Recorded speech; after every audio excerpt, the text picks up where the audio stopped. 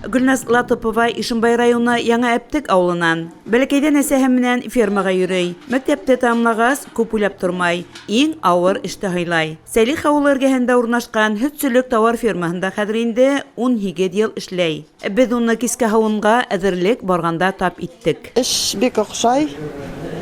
Күпме йыллар эшләйем. Аҡса зарплата матур сыға, һөт матур, 50-гә артыҡ һыйыр һауабыҙ. Быҙауларға ҡарайбыҙ.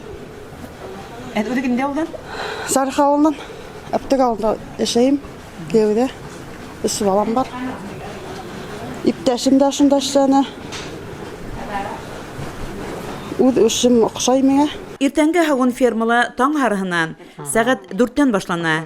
Һәр һауынсы 45-әр һыйыр һауа. Тырыш, хеҙмәт һигән эшселәр эшләгәнгәлер, хужалыҡ эштәре ыңғай һәм ырамлы бара. Ти хужалыҡта күп йылдар буйы зоотехник булып эшләүсе Ғәлим Хайбуллин. Быйылғы йылда битендә көн өҫө ҡорлоҡ.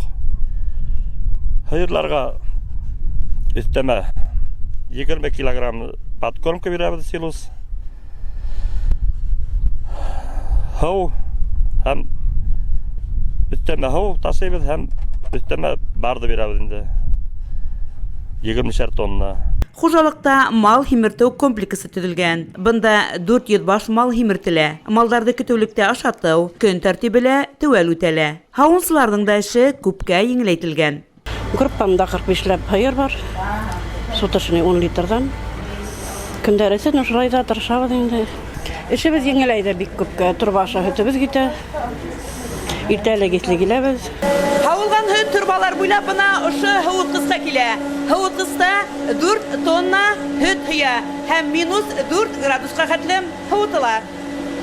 Һауынды арттырыу маҡсатында һәр баш һыйырға 20 килограмм фураж оны бирелә. Алдарынан тоҙ, һалам, бесән өҙөлмәй. Улаҡтарға таҙа һыу һалына. Продукцияның сифаты ла ныҡлы контролдә тотола. Ул көн һайын таҙалыҡҡа, майлылыҡҡа тикшерелә. Хәнә Мәҡсүтова, Илназ Бикҡужин, Ишимбай хәбәрҙәре.